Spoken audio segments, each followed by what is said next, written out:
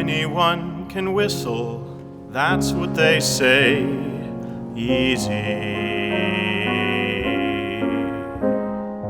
Anyone can whistle any old day. Easy. It's all so simple. Relax, let go, let fly. So someone tell me why can't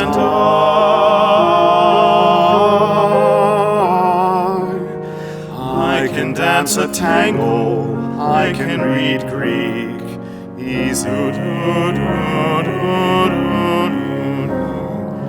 I can slay a dragon any old week, easy.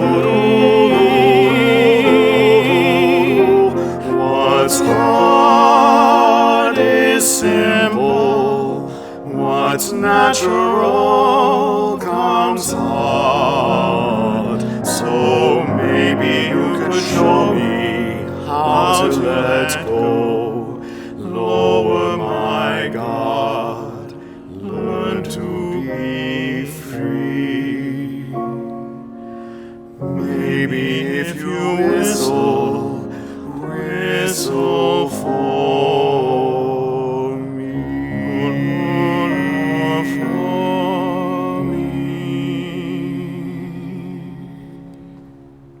We are connected in ways that are terrifying and beautiful.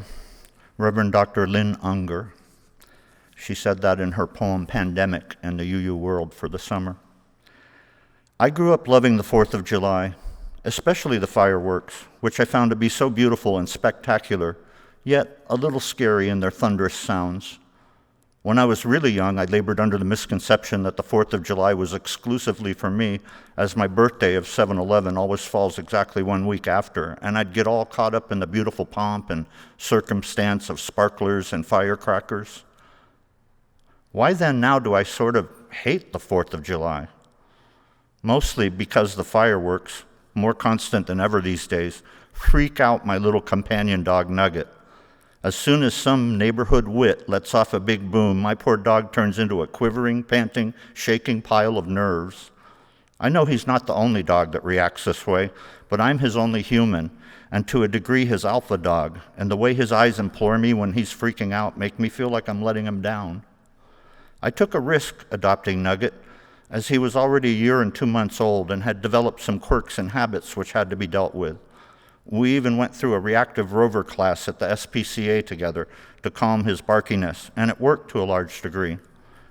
It was even discounted due to my being a veteran. And there's another problem with fireworks. Many of my fellow veterans have PTSD to some degree and react much the same as Nugget. And it's no accident. They would shudder at the sounds, wouldn't they? With fireworks, to me, there's also a sort of jingoistic artifice whereby the powers that be are subtly celebrating the sights and sounds of war, and history we must increasingly bring into focus to question its efficacy. For instance, who decided putting up statues of Confederate generals was a good idea? Much of that not so subtle revisioning happened during the Jim Crow era. Why so long to bend the arc back towards justice and equality? I was attempting to describe to my mother the circumstances of the death by police hands of one young black man named Elijah McClain. He's a 23-year-old massage therapist and violinist who used to play concerts for animals in shelters in his native Aurora, Colorado. Someone reported him as a suspicious person wearing a mask. Anyway, partway through, I just started to cry. It had happened last August, but only came to light recently, and I wondered at my own tears, though I do know why. Because too often we come again to say their names with too little change. Still, we do it anyway.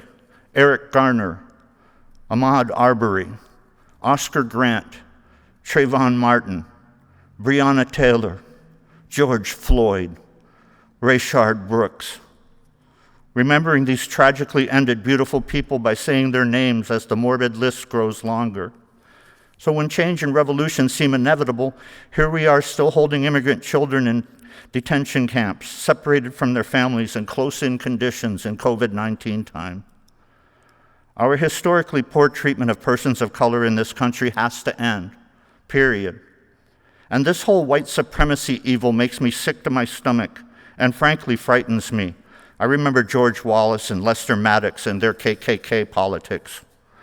When the President of the United States retweets white power and images of armed civilians threatening peaceful protesters to his 80 million followers, what hope is there?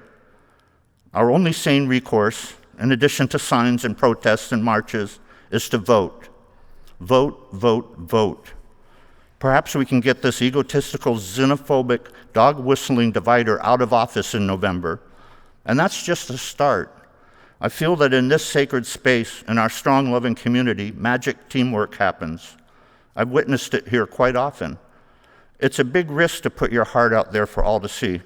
As one who's suffered bouts of depression and anxiety for many years, I feel so totally accepted and loved here. So we really are all in this together, and we need to continue to lean on one another, virtually for now, to continue to discover our power and our determination towards justice. I said it was a risk to rescue Nugget. Well, he took the same leap of faith by rescuing me, trusting me to feed and clean him and walk the city together. We are a team. He also gives me hope that with our collective hearts and minds, all is not lost. Don't worry, little Nugget.